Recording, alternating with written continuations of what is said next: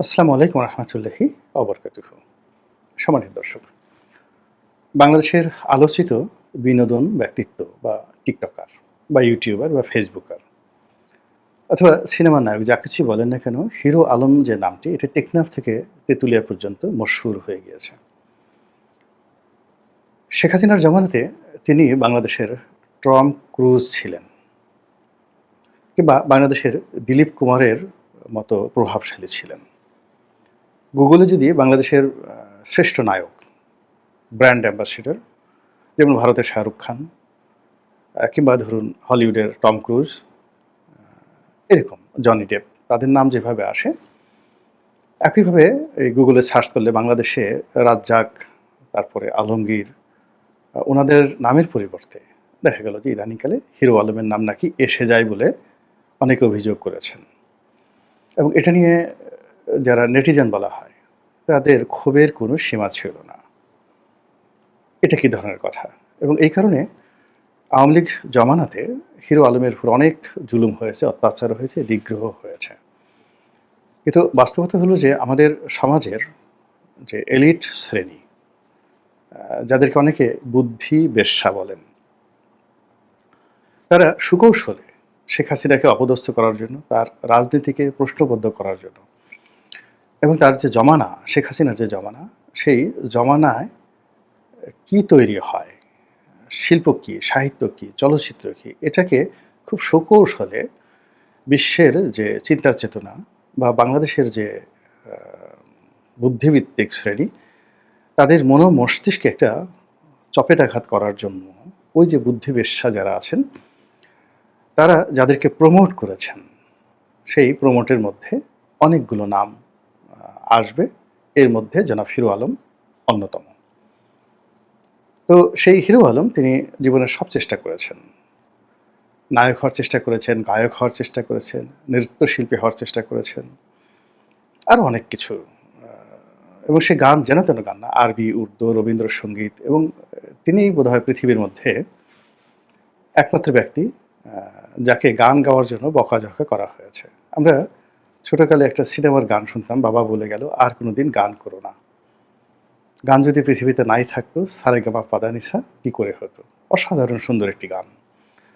তো হিরো আলম সাহেব যখন রবীন্দ্রসঙ্গীত গাইলেন, তখন বাংলাদেশের যে এলিট সমাজ, তাদের দাঁতের উপর, যাকে বলে মুখের উপর, জিহ্বার উপরে রীতিমতো চপেটাঘাত পড়ে গেল। এবং তারা রাষ্ট্রের আশ্রয় নিলেন, সরকারের আশ্রয় নিলেন যে একে রবীন্দ্রসঙ্গীত আর গাইতে দেয়া যাবে না। তো ভাগ্য ভালো তিনি ওয়াজ করেননি। তিনি যদি ওই সময়টাতে ওয়াজ মাহফিল করতেন, কোরআনে তাফসির মাহফিল করতেন, হাদিসের তাফসির মাহফিল করতেন, আল্লাহ তাকে বাঁচিয়েছে, তাহলে তাকে মুরদাত, কাফের এই সমস্ত ঘোষণা করে তার ফাঁসির দাবিতে লক্ষ লক্ষ মুমিন এবং মুত্তাকি তৌহিদের জনতা নেমে যেত। এবং এই যে শেখ হাসিনার পতনের পর যে অবস্থা তৈরি হয়েছে, তাতে সবার আগে যদি একটি ফাঁসি প্রকাশ্যে কার্যকর হতো, সেটা হিরো আলমের ফাঁসি হয়ে যেত যদি তিনি একবার মঞ্চে বসে সেই যে হুজুরদের মতো একটা সুর দিয়ে বলতেন, নাহমাদুহু ওয়া নাস্তাইনুহু ওয়া নাস্তাগফিরুহু ওয়া নাউযু বিল্লাহ ওয়া নাউযু বিল্লাহি মিন শুরুরি আনফুসিনা। এইভাবে যদি উনি একটু বলার চেষ্টা করতেন ওনার ভাষায়, ওনার সুরে, কিয়ামত হয়ে যেত। ভাগ্য ভালো তিনি সেটা করেননি। তো এনিওয়ে, সেই হিরো আলমকে আমাদের সেই যারা বুদ্ধিবেশ্যা, তারা প্রমোট করেছেন। ফলে তিনি নিজেকে মানে অসম্ভবকে সম্ভব করার মহানায়ক, কিংবদন্তির মহানায়ক তিনি ভেবেছেন। এর ফলে তিনি শেখ হাসিনার জমানাতে তার প্রতিদ্বন্দ্বী হওয়ার, এমপি হওয়ার, রাজনীতি করার যে স্বপ্ন তিনি রচনা করেছেন, সেই স্বপ্ন বাস্তবায়ন করার জন্য প্রাণান্ত তিনি চেষ্টা করেছেন। তিনি বগুড়াতে ইলেকশন করেছেন, সংসদ সদস্য নির্বাচন একাধিকবার। ঢাকাতে গুলশানের মতো অভিজাত এলাকায়, সেখানে তিনি প্রচুর ভোট পেয়েছেন। এবং সম্ভবত যদি ফ্রি ফেয়ার ইলেকশন হতো, তিনি গুলশান বনানী ক্যান্টনমেন্ট এই এলাকাতে, যেটাতে 2000 মানে শেষের দিকে এটাকে বাংলাদেশের অনেক এলিট লোকদের বসবাস এরিয়া বলা হয়, এবং এই এলাকা থেকে যিনি এমপি হন, তিনি অভিজাততন্ত্রের ধারক বাহক, যেখানে শেখ হাসিনা প্রয়াত যে বাংলাদেশ চলচ্চিত্রের যে নায়ক যার চলচ্চিত্রের নাম ছিল ফারুক, ভালো নাম ছিল আকবর আলী খান পাঠান। পুরনো ঢাকার একসময় খুব বড় রংবাজ ছিলেন, মুক্তিযোদ্ধা ছিলেন, রাগী, তেজি, মাস্তান ছিলেন। কিন্তু চলচ্চিত্রে এসে তিনি মিয়া ভাই উপাধি পেয়েছিলেন, অসম্ভব জনপ্রিয়তা লাভ করেছিলেন। তো তাকে গুলশান বনানীর সংসদ সদস্য করা হয়েছিল এবং তার মৃত্যুর পর যখন উপনির্বাচন হলো, সেখানে জনাব হিরো আলম দাঁড়ালেন।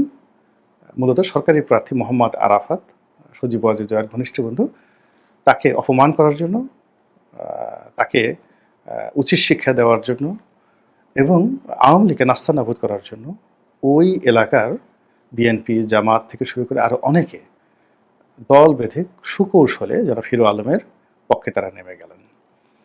হিরো আলম সাহেবও প্রাণত চেষ্টা করলেন, কিন্তু নির্বাচনের শেষের দিকে তার প্রতি খুব খারাপ আচরণ করা হয়েছে। তাকে রাজনীতিতে যে দাবরানি আছে সেই দাবরানি দেওয়া হয়েছে, মারধর করা হয়েছে এবং তিনি হাসপাতালে চিৎকার করে কেঁদে বলেছেন যে আমাকে কুত্তার মতো করে মেরেছে।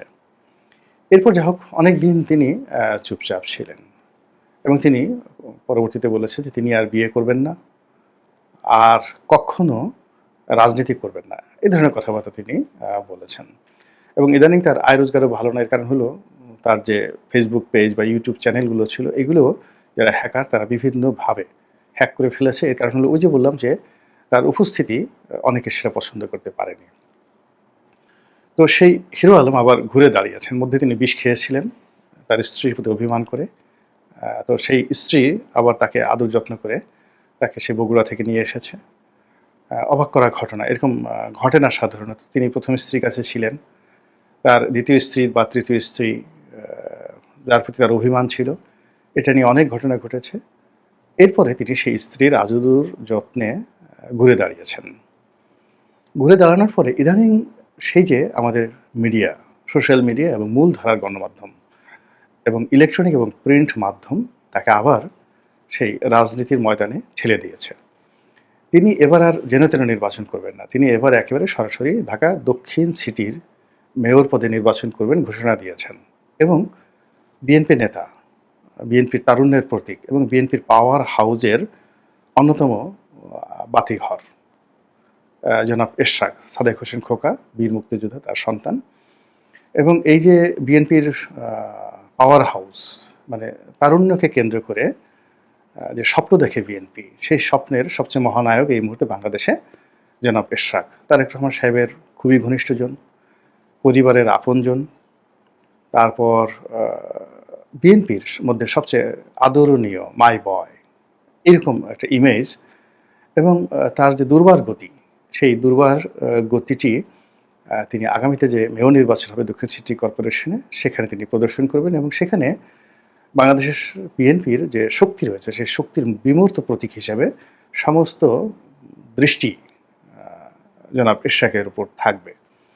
এখন জনাব হিরো আলম সেই এরশাদের বিরুদ্ধে নির্বাচন করবেন। এখানে এশরাক মিন্স বিএনপি, এখানে এশরাক মিন্স অর্থ তারেক রহমান, এখানে এশরাক মিন বিএনপি পরিবার, তারেক জিয়ার পরিবার, বেগম জিয়ার পরিবার।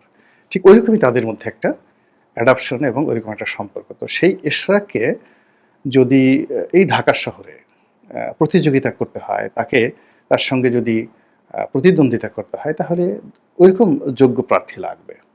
আওয়ামী লীগের প্রার্থী সাবের হোসেন চৌধুরীর মতো প্রার্থী যদি এখানে দাঁড়ায়, সেখানে একটা সুন্দর প্রতিযোগিতা হতে পারে বা হতে পারত। বা সাবের হোসেন চৌধুরী মূলত আসলে তার বাবার, অর্থাৎ এরশাদের বাবার জন্য উপযুক্ত ছিলেন। তো এক্ষেত্রে ধরেন সাবেক মেয়র যারা ছিলেন ফজলে নূর তাপস বা সাঈদ খোকন, মানে ওনাদের সঙ্গে আসলে প্রতিযোগিতাটা জমতো, মানে এটা দৃশ্যমান হতো যে না এখানে একটা প্রতিযোগিতা হচ্ছে। এখন সামনে যে নির্বাচন হবে সেই নির্বাচনে তো আওয়ামী লীগের কেউ আসবে না। সেক্ষেত্রে সঙ্গতের কারণে বিএনপির প্রতিদ্বন্দ্বী হিসেবে জামাতের প্রার্থী এখানে দক্ষিণে কে হবেন, সে কে হবেন এটা এখনো জামাত ডিক্লেয়ার করেননি। তারপরে চরমোনাইও ডিক্লেয়ার করেনি।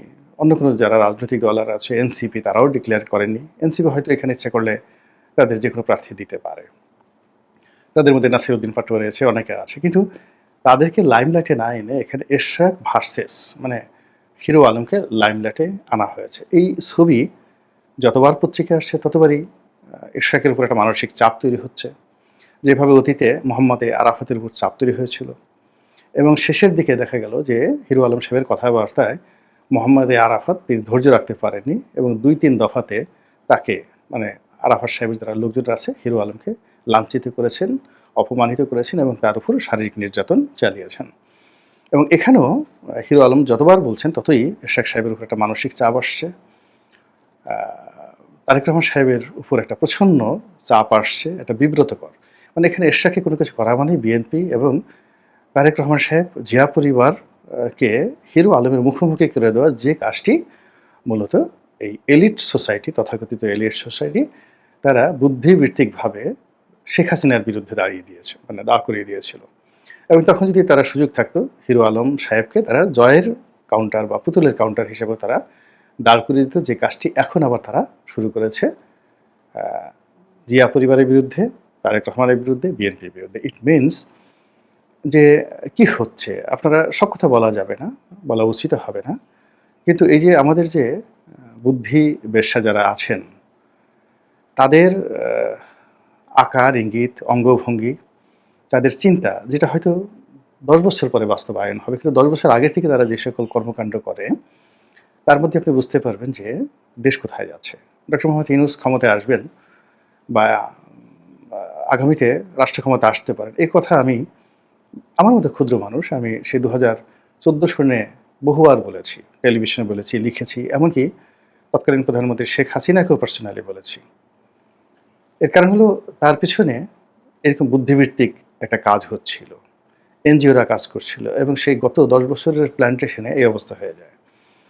হিরো আলমকে যখন দাঁড় করানো হলো আওয়ামী লীগের বিরুদ্ধে, আমি তখনই বলেছিলাম যে আওয়ামী লীগের রাজনীতি শেষ। মানে আপনার একটা হাতি তার সাথে যুদ্ধ করার জন্য যখন সমাজের সমস্ত মানুষ হাতি নয় এমন কাউকে এনে সামনে দাঁড় করায় এবং হাতিকে বাধ্য করে ইউ ফাইট উইথ দ্যাট। এখন বিএনপির যে প্রতিদ্বন্দ্বী, এটা বাংলাদেশে একমাত্র আওয়ামী লীগ।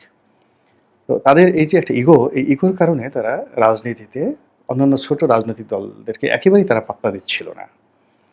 তো যখন তারা পাত্তা দিচ্ছিল না, এবং এই যে তাদের যে অহমিকাবোধ, এই অহমিকাবোধ ছোট ছোট রাজনৈতিক দল এবং বুদ্ধিবৃত্তিক যারা কাজকর্ম করেন তাদেরকে ভীষণ রকম বিক্ষুব্ধ করেছে। তার সঙ্গে সঙ্গে বিএনপির এবং তারেক রহমান সাহেবের অনেক সিদ্ধান্ত হয়তো অনেকের পছন্দ হচ্ছে না। ফলে তাদেরকে টিজ করতে হবে, ছোট করতে হবে, তাদেরকে তুচ্ছ করতে হবে, তাচ্ছিল্য করতে হবে, তাদেরকে এমন একটা জায়গাতে নিয়ে যেতে হবে যেন সবাই তাদেরকে কমিক বয় হিসেবে, কমিক ম্যান হিসেবে মনে করে।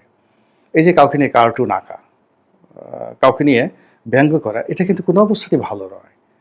এটা ইউরোপ আমেরিকাতে যতই বলুক না কেন, একটা সময় তারেক রহমান সাহেবকে নিয়ে খুব ব্যঙ্গ হতো, এবং ওরকম একটা ব্যঙ্গচিত্র তিনি সামনে এনে এই জমানাতে তিনি আবার বলেছেন যে ঠিক আছে, আমি এটা অ্যাকসেপ্ট করছি, এরকম কাজ আরও হোক।